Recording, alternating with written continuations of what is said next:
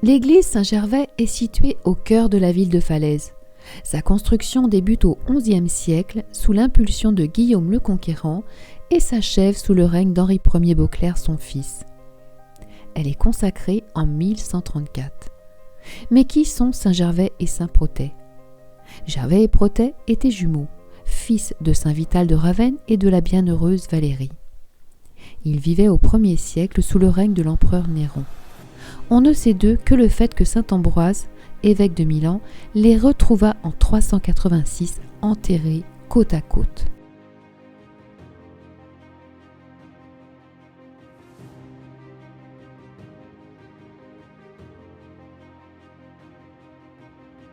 L'édifice roman initial s'inspire de l'église de la Trinité de l'abbaye aux Dames à Caen.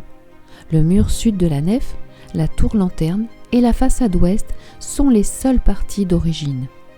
Au XIIIe siècle, cette église est remaniée dans le style gothique. Le mur nord de la nef est arc-boutant.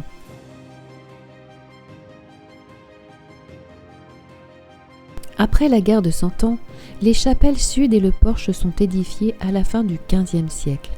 Les chapelles nord au XVIe siècle. On peut également y admirer la magnifique voûte de bois du chœur. L'église Saint-Gervais est classée au titre des monuments historiques en 1862.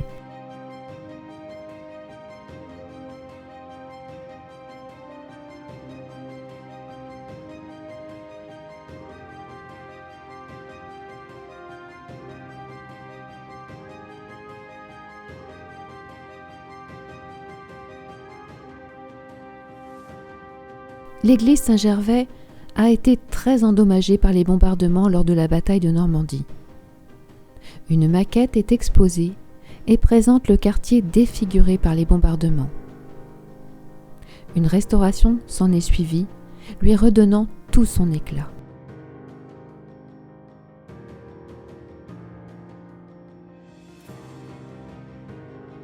À l'intérieur, la beauté des clés de voûte pendantes et des nombreuses sculptures romanes impressionne, tout comme ce riche patrimoine ornemental.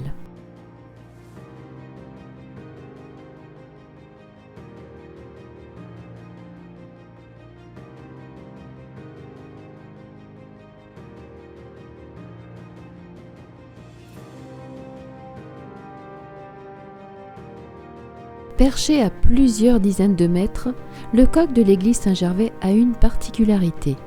En effet, sur sa queue se trouvent 5 symboles des arts.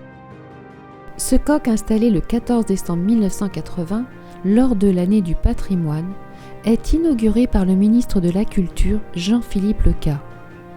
Et saviez-vous que ce coq a été représenté sur toutes les affiches nationales communiquant sur cette manifestation ?